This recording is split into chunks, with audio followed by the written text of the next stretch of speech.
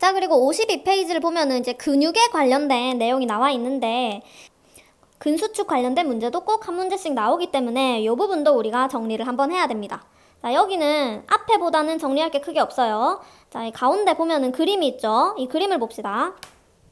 자, 여기 보면은 이 사람 팔 근육을 나타내고 있는 건데 근육이 어떻게 구성되어 있는지가 나와 있어요. 근육은 근육 섬유 다발로 이루어져 있고 근육 섬유 다발은 근육 섬유가 다발로 뭉쳐져 있는 거겠죠. 그리고 근육 섬유 속에는 근육 원섬유라는 구조가 있고 근육 원섬유는 액틴 필라멘트와 마이오신 필라멘트로 구성된다라고 나와 있어요. 그러니까 이렇게 갈수록 좀 더 작은 단위이겠죠. 자, 근데 여기에는 어디에도 세포라는 말이 없습니다. 근데 세포는 생명체를 이루는 구조적 기본적 단위이기 때문에 근육에도 근육세포가 존재할 거잖아요.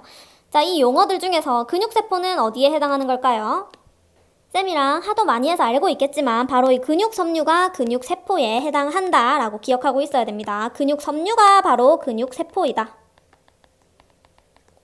자, 그리고 근육세포는 한 가지 특징이 있습니다. 여러분, 보통 세포에는, 세포 속에는 핵이 있죠. 보통 핵이 한 개 들어있습니다. 근육세포는 핵이 여러 개 들어있을 수 있다. 그래서 근육세포는 다핵세포라고 합니다.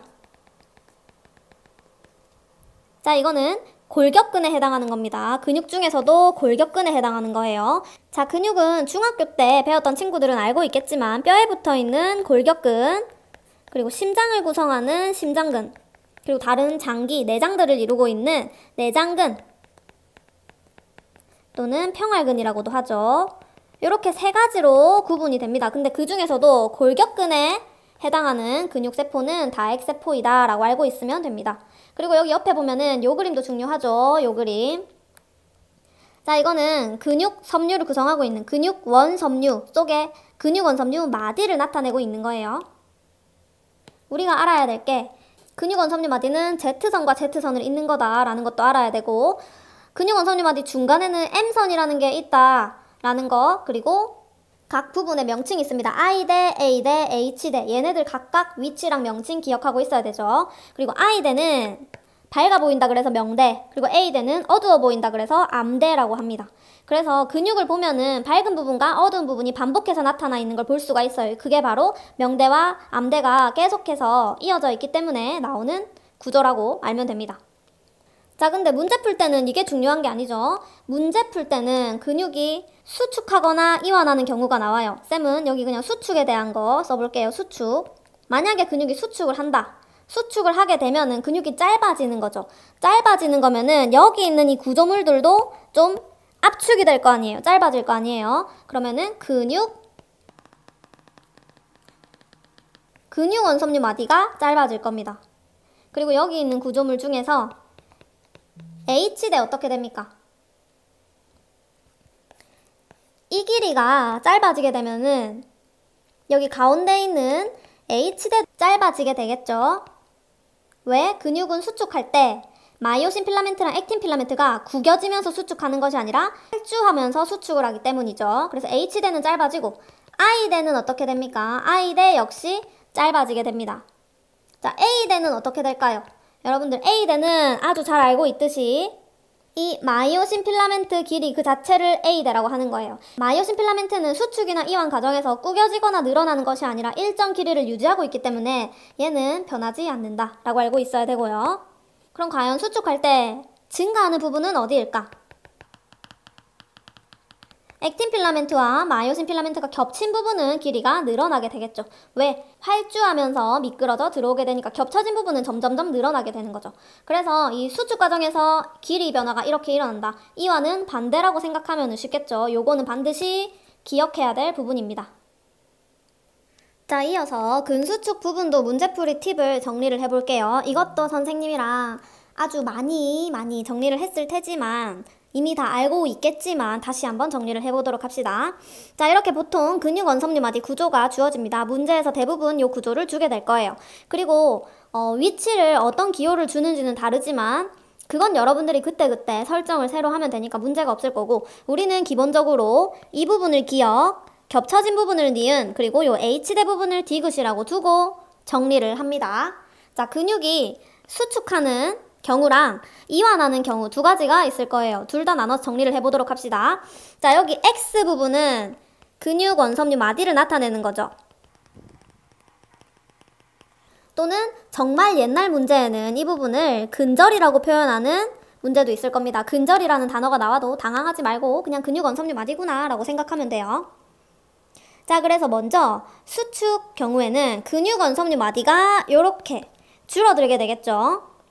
그래서 근육 원섬유 마디 길이가 줄어들게 될 텐데 아까 우리 앞에서 정리했듯이 근육 원섬유 마디 길이가 마이너스가 된다면 지금 요 기역 부분은 I대를 반 잘라 놓은 거죠. I대도 마이너스가 된다고 했죠. 같이 줄어들게 됩니다. 그리고 여기 가운데 있는 H대도 같이 길이가 줄어든다고 했어요. 근데 늘어나는 부분이 바로 여기에 있는 겹쳐져 있는 부분이라고 했어요. 그래서 니은 부분은 플러스가 되는 거죠. 그래서 부호는 이렇게 설정이 될 수 있는 거죠. 자, 근데 우리는 이 문제풀이 팁을 하는 이유는 계산을 빨리빨리 쉽게 할 수 있기 위해서예요. 그래서 이 공식이라고 생각을 하면 편해요. 정리를 해보도록 합시다. 근육 원섬유 마디 길이가 만약에 어느 정도 줄어든다고 했을 때 2x만큼 줄어든다 라고 설정을 합시다. 왜냐하면 지금 근육 원섬유 마디 길이는 가운데 있는 M선을 기준으로 완벽하게 대칭인 상태잖아요. 대칭인 상태이기 때문에 대칭 중에서 우리는 한 면만 보고 공식을 정리하는 거라서 근육 원섬유 마디의 길이는 2x라고 잡고 문제를 푸는 게 계산에 용이합니다. 그렇다면은 기역 부분 봅시다.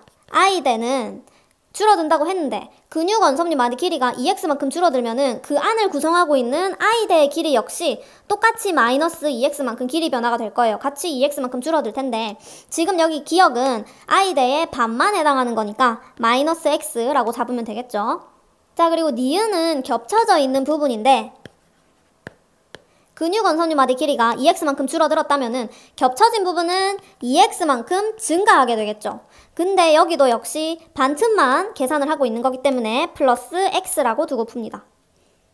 자, 그리고 마지막으로 H대 디귿을 봅시다. 근육 원섬유 마디 길이가 2x만큼 줄어든다면 H대도 역시 2x만큼 줄어들게 되겠죠. 근데 여기서 잘 봐야 될 거, 지금 디귿은 H대 반틈만 아니라 전체를 나타내고 있는 거예요. 그래서 이거는 똑같이 2x만큼 줄어든다 라고 암기를 하면 됩니다. 자, 이완의 경우는 부호만 바뀌면 됩니다. 근육 원섬유 마디 길이가 2x만큼 증가했을 때 기역은 x만큼 증가할 거고 니은은 x만큼 감소할 거고 디귿은 2x만큼 증가하게 될 것이다. 그래서 항상 근수축 관련 문제가 나온다. 그러면은 수축이면 요 표를, 이완이면 요 표를 문제 옆에 적어두고 이거에 맞춰서 대입을 해서 문제를 풀면 됩니다. 자, 이 공식만 암기해서 잘 적용한다면은 근수축 문제 아무리 어렵게 나와도 다 맞출 수 있어요. 자, 8번 한번 같이 풀어보도록 하겠습니다. 그림은 고무망치로 무릎을 치기 전과 후의 모습을 표는 X와 Y 중 한 근육의 근육 원섬유 마디에서 일어나는 기역과 니은의 길이 변화를 나타낸 것이다. 기역과 니은은 각각 H대와 A대 중 하나이다 라고 했네요. 자, 이거는 근수축과 관련된 문제로, 자, 지금 여기에서 행해지고 있는 요거 뭡니까? 우리 뒤에 신경계 부분에서 나올 건데 무조건 반사에 대한 내용이 나와 있죠. 자, 이렇게 무릎 부분을 치게 된다면은 뇌까지 가지 않고 척수에서 명령이 일어나서 무릎이 앞으로 이렇게 펼쳐지게 되는 요게 무조건 반사의 대표적인 예인데 근육 X와 Y가 수축하는지 이완하는지를 우리가 알고 있어야 됩니다. 자, 내가 이걸 생각하기 어렵다, 암기하기 어렵다 그러면은 내 무릎을 내가 직접 움직여보면서 근육을 느껴보면 됩니다. 자, 먼저 이렇게 발이 위로 올라가는 거니까 여러분들도 똑같이 무릎을 앞으로 펼쳐서 위에 있는 근육 그리고 밑에 있는 근육이 어떻게 되는지 한번 느껴보세요. 자, 나는 근육이 안 느껴진다 그러면 그냥 암기를 하면 됩니다. 자, 무릎을 앞으로 펴면은 근육 X는 어떻게 됩니까?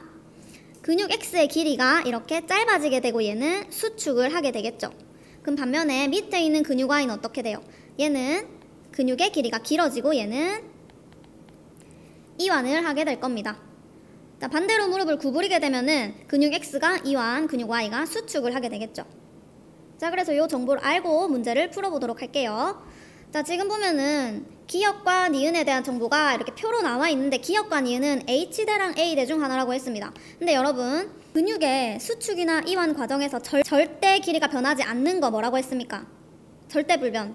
길이가 절대 변하지 않는 거. 그렇죠? 필라멘트들의 길이는 절대 변하지 않습니다. 마이오신 필라멘트 그리고 액틴 필라멘트의 길이는 절대 변하지 않는다라고 알고 있죠. 자, 여기서 마이오신 필라멘트를 나타내는 게 어느 부분입니까? 그쵸. A대의 길이가 마이오신 필라멘트의 길이라고 알고 있어요.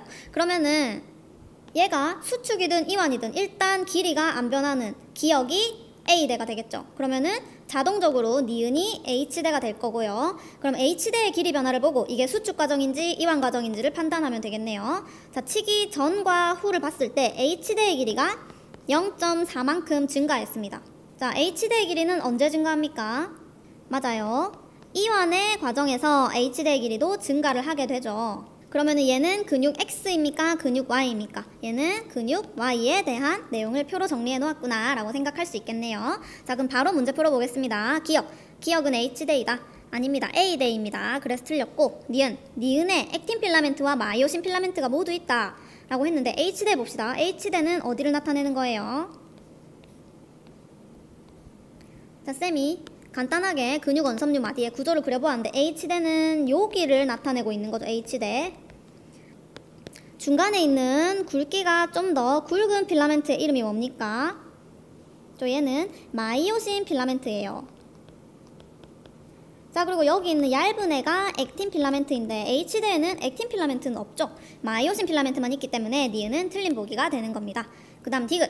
표는 Y에서 일어나는 길이 변화를 나타낸 것이다. 맞죠? 그래서 답은 2번이겠네요. 자, 10번 문제도 풀어보도록 하겠습니다. 그림은 근육 원섬유 마디 X에 대한 자료이다.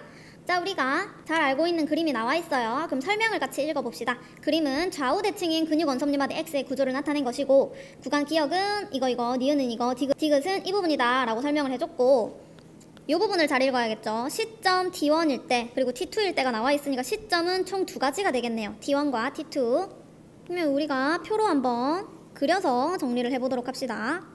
자, 시점은 T1일 때, T2일 때가 있고 전체 근육 원섬유 마디의 길이 그리고 기역, 니은, 디귿의 길이 각각 구분해서 정리를 해봅시다.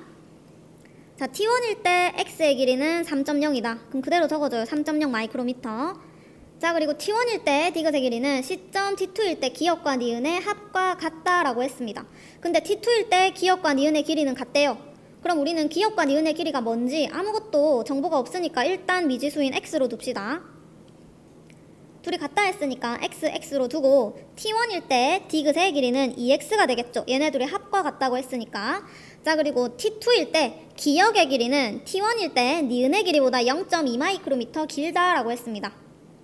자, 우리가 T2일 때 X의 길이를 X로 잡았죠? 그럼 T1일 때 니은의 길이는 뭐가 됩니까? 그쵸? T1일 때 니은의 길이는 X 빼기 0.2를 하면 되겠네요. 자, 그럼 변화량을 우리가 알 수 있습니다.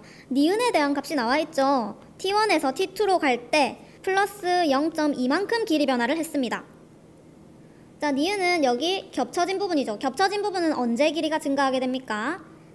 맞아요. 수축의 과정에서 겹쳐진 부분의 길이가 플러스가 되죠. 자, 그럼 우리는 수축에 대한 공식을 옆에 다 적어보는 거예요. 여기 나와 있는 미지수를 X로 뒀기 때문에 공식은 다른 걸로 적어보겠습니다. X가 마이너스 2A일 때 기역은 마이너스 A, 니은은 플러스 A, 그리고 디귿은 마이너스 2A인데 A의 값이 지금 0.2라고 나와 있죠. 그렇다면은 X의 값은 T1에서 T2가 될 때 마이너스 0.4만큼 변화가 있어야겠죠. 그럼 T2일 때 X는 2.6이 되겠네요. 자, 그러면 T1일 때 기역은 뭐가 될까요? T1일 때 기역 빼기 0.2가 X니까 얘는 X 플러스 0.2가 되겠죠.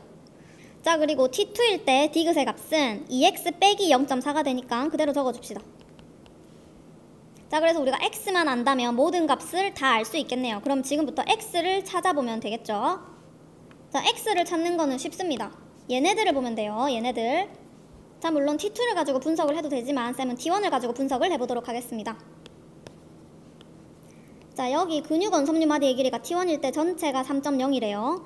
그리고 안에 기역 부분이 X 플러스 0.2, 니은 부분이 X 마이너스 0.2, 디귿이 2X래요. 그럼 여기도 대칭이니까 이쪽과 똑같이 생각을 하면 되겠죠. 그럼 식을 세워보면은 3.0은 X 플러스 0.2 기역 더하기 니은 X 마이너스 0.2 대칭이니까 2개 더하기 디귿인 2X다. 이렇게 풀면 되겠죠. 그러면은 요거를 빨리 계산을 하면은 얼마가 나옵니까? 자, 이 값이 2X니까 4x 더하기 2x가 3.0이다 라고 계산이 되겠죠. 그럼 x의 값이 얼마다? 0.5구나 라고 계산이 되죠. 자, 그럼 바로 문제를 풀어보도록 할게요. 옳은 것만을 보기 위해서 있는 대로 고른 것은 기억! A대의 길이는 1.6 마이크로미터이다 라고 했는데 A대의 길이는 여기에서 이 부분을 말하고 있는 거죠. 이 부분의 길이는 니은 플러스 디귿 플러스 니은이라고 계산을 하면 되겠네요.